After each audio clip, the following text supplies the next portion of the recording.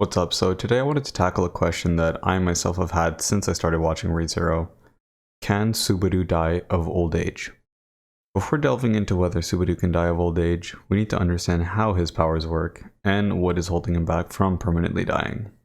In short, Subaru's main ability is Return by Death, which lets him relive everything from a specific checkpoint after his death and change the perceivable future. This ability was given to him by Satella as a means to help him save the ones he loved and find happiness. Now that we understand roughly how Return by Death works, we need to understand how the checkpoints are triggered. And this is where it gets a little confusing and speculatory, as there isn't really a definitive answer to this question yet. But if we manage to answer this, we can essentially answer whether Subaru can indeed die of old age. At first glance, it seems that the Return by Death's checkpoint mechanism is at random, as Subaru is often confused and even frustrated at his inability to return further back, as is seen when Rem goes into Rem. Fuck, that was a shit joke. However, a very plausible theory I've seen being thrown around is that Subaru's Return by Death is actually influenced and dictated by either his soul and/or by Satella. Simply put, Return by Death is either controlled by Subaru's soul or Satella realizing he is satisfied or no longer wants to continue with his life. Either way, it's probably controlled by Subaru's feelings.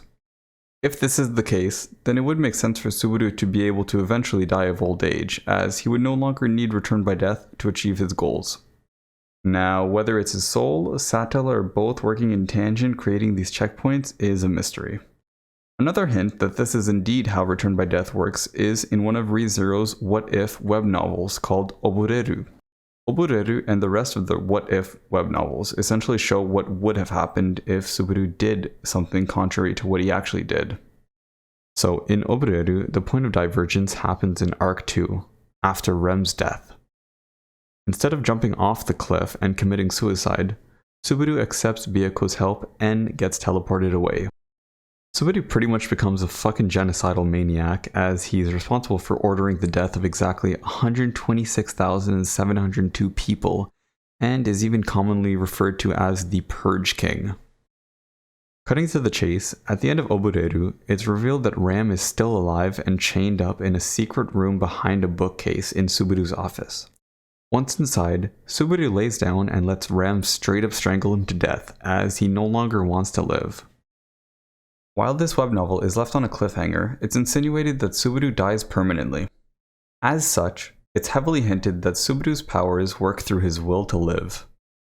And while you might argue that Subaru is just cursed with being immortal and his abilities have nothing to do with his will to live, since he has killed himself multiple times throughout the anime, just keep in mind that in all of those suicides, he never once wanted to stop living.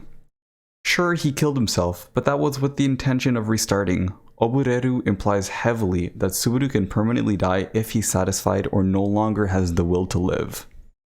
So yeah, it would stand to reason that Subaru can in fact die of old age.